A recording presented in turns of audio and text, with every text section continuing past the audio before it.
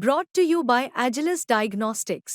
Health test की बात आती है तो मैं भरोसा करता हूँ India largest diagnostics company Agilus diagnostics. खुद को टेस्ट करते रहो। कि दिल्ली की मुख्यमंत्री आतिशी जिस तरह से कह रही है उसको लेकर आप क्या कहेंगे? देखिए, अराजकतावादी हैं, अराजकता फैला रहे हैं और खुद सरकार और मुख्यमंत्री होने के बावजूद कभी मेरी गाड़ी में जबरदस्ती जिस तरह से घुसी आपने देखा, क्या वो एथिकल था? जिस तरह से वो जाकर के बिना अलॉटमेंट के 6 फ्लैग स्टाफ रोड में जाकर घुस गई वो क्या एथिकल था?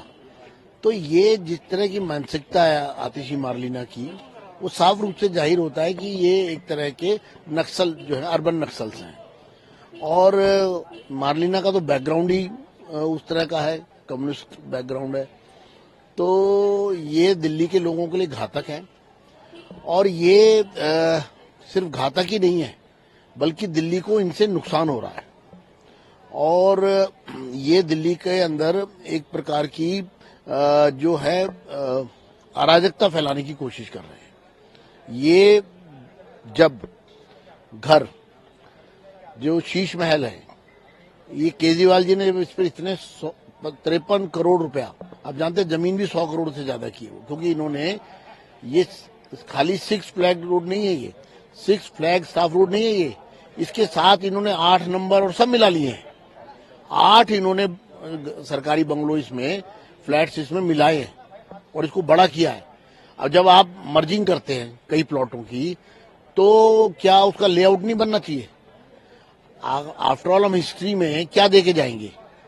जब इतिहास लिखा जाएगा दिल्ली का 50-100 साल बाद, तो पाया जाएगा कि ये क्या इलीगैलिटी थी और वो कहाँ? मुख्यमंत्री के घर में।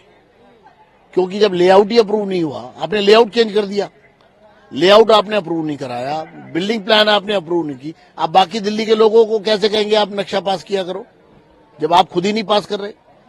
फिर उसके बाद चाबी जो है वो पीडब्ल्यूडी को पोजीशन क्यों नहीं दे रहे? क्या डर है आपके मन में? क्या आपने ऐसा गलत किया है? फिर उसके बाद उनको अलॉटमेंट नहीं हुई, वो सीधा उसके अंदर एंटर कर रही हैं। तो ये जिस तरह से पूरी अव्यवस्था फैलाने की कोशिश कर रहे हैं, प्रशासनिक तौर पर पूरा शून्य, और ये इनकी मानसिकता दर्शा रही है कि ये किस तरह से काम करते हैं। ये कहते हैं मैं ईमानदार हूं। पहला बेईमानी का सबूत तो यही आ गया लोगों के सामने। जो शराब घोटाले में किया आपने, वो तो सबके सामने है ही। ये तो हाथ कंगन को आरसी किया और पढ़े लिखे को फारसी किया। बताइए केजरीवाल जी, बिना पोजीशन क्यों नहीं दिया आपने? दूसरा, वो आतिशी उसमें कैसे एंटर कर गई? तो ये बेईमानी का एक ज्वलंत उदाहरण जो स्पष्ट रूप से लोगों के सामने है। ये मैं इनको फिर कहता हूं कि संभल जाओ, सुधर जाओ। दिल्ली के लोगों ने, आप सौभाग्यशाली हो, 2 बार मौका दिया आपको, लेकिन आपने कोई काम नहीं किया। दिल्ली को कूड़ा कूड़ा कर दिया, भ्रष्टाचार किया, यमुना मैली की मैली है। संविधान का आप उल्लंघन कर रहे हैं, मुखौल उड़ा रहे हैं। आपने कॉन्स्टिट्यूशन की जितनी धज्जियां उड़ाई हैं भारत के संविधान की, आज तक शायद भारत के इतिहास में किसी सरकार ने ऐसा नहीं किया होगा, और आप संविधान की दुहाई देते हैं।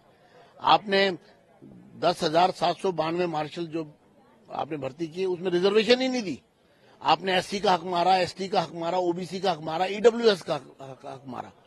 तो ये जो अराजकता फैला रहे हैं, घर के मामले में भी जो आपने पूरी नौटंकी की है, आपने अपने कार्यालय पे, मुख्यमंत्री कार्यालय पे 87 करोड़ रुपया खर्च हो गया।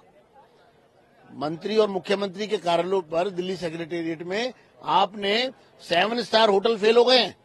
विजेंद्र जी, जब दिल्ली में लेटर चल रहा है, लेकिन पीडब्ल्यूडी अब ये कह रहा है कि हमारा कानूनी प्रोसीजर होता है, हमें वो फुलफिल करना पड़ेगा तभी हम घर दिखाएंगे। देखिए, पीडब्ल्यूडी जो है वो प्रोसीजर को अगर फॉलो करता है तो मुख्यमंत्री का तो पहला दायित्व है कि वो प्रोसीजर को फॉलो करे। कानून की नजर में सब बराबर है, राजा हो या रंक, बड़ा हो या छोटा। लेकिन आप अपनी धौंस पट्टी से, आप मुख्यमंत्री हैं, आप पूर्व मुख्यमंत्री हैं, तो आप कुछ भी सरकारी संपत्तियों के साथ करेंगे, ये तो नहीं हो सकता। ऐसा तो नहीं होने देंगे हम।